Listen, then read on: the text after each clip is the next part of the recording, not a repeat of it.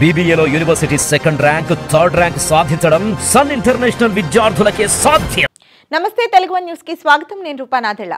Policing లో స్పష్టమైన మార్పు. హోంశాఖపై సమీక్షలో చంద్రబాబు. రాష్ట్రంలో పోలీసు శాఖ పనితీరులో స్పష్టమైన మార్పు కనిపించాలని ముఖ్యమంత్రి నారా చంద్రబాబు నాయుడు అన్నారు. హోంశాఖపై బుధవారం సమీక్ష నిర్వహించిన చంద్రబాబు నాయుడు నేరం చేస్తే శిక్ష తప్పదన్న భావన కలిగేలా పోలీసు శాఖ పనిచేయాలని అధికారులకు దిశానిర్దేశం చేశారు. రాజకీయ ముసుగులో ఎవరైనా అరాచకాలకు పాల్పడితే కఠినంగా వ్యవహరించాలని సీఎం అన్నారు.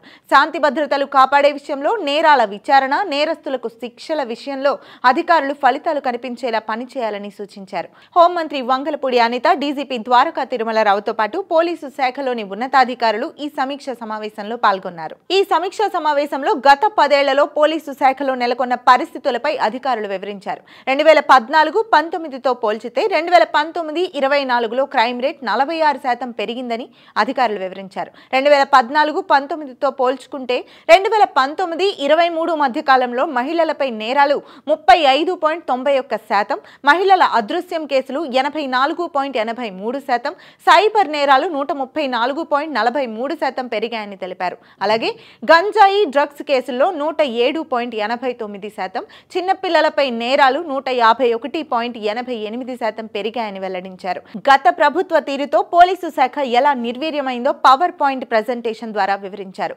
పోలీసు శాఖలో ఆయా విభాగాలకు ఇవ్వాల్సిన చిన్న ఆర్థిక మొత్తాలను కూడా చెల్లించకపోవడం వల్ల పోలీసు శాఖ ఎదుర్కొన్న ఇబ్బందులను కూడా ప్రభుత్వం దృష్టికి తీసుకొచ్చారు. పోలీసు శాఖ వద్ద 143 డ్రోన్లు ఉంటే అందులో కేవలం 88 మాత్రమే పనిచేస్తున్నాయంటే పోలీసు శాఖ ఎంత నిర్లక్ష్యానికి గురైందో అర్థం చేసుకోవచ్చు. బాడీ వన్ కెమెరాలు 1250 ఉంటే 444 మాత్రమే పనిచేస్తున్నాయని వివరించారు. లాక్డ్ హౌస్ మానిటరింగ్ సిస్టంలో 1180 కెమెరాలకు గాను కేవలం 317 మాత్రమే పనిచేస్తున్నాయని, రాష్ట్రంలో ఉన్న 14,712 సీసీ కెమెరాల్లో 2,371 కెమెరాలు పనిచేయటం లేదని వివరించారు.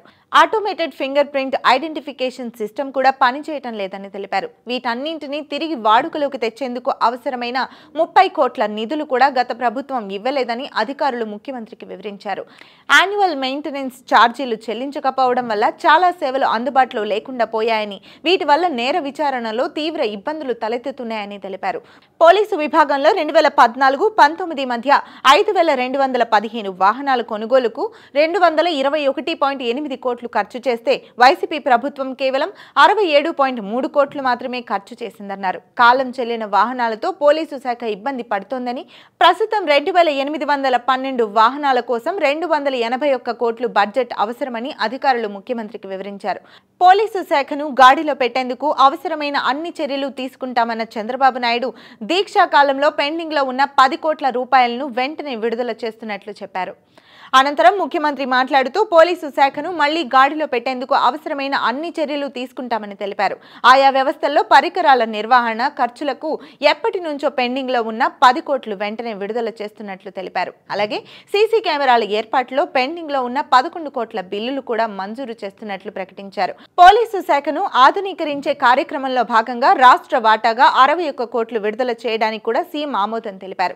గత ప్రభుత్వం పోలీసులను కక్ష సాధింపులకు, ప్రజల రాజకీయ పార్టీల అణిచివేతకు ఉపయోగించుకుందన్న చంద్రబాబు తమ ప్రభుత్వంలో ఆ పరిస్థితి ఉండదని విస్పష్టంగా చెప్పారు. మహిళలపై హింస విషయంలో చాలా కఠినంగా ఉండాలి. ఆడబిడ్డల జోలికి వస్తే అదే చివరి రోజు అనేది నేరస్తులకు అర్థం కావాలి అని ముఖ్యమంత్రి అధికారులకు సూచించారు. ఆంధ్రప్రదేశ్ ను గంజాయి రహిత రాష్ట్రంగా మార్చాలని అధికారులకు ఆదేశించారు. వచ్చే నెలలో రాష్ట్రంలోని 26 జిల్లాలలో గంజాయి, డ్రగ్స్ కు వ్యతిరేకంగా ర్యాలీలు నిర్వహించాలని, ఆ కార్యక్రమంలో తాను కూడా పాల్గొంటానని చంద్రబాబు చెప్పారు.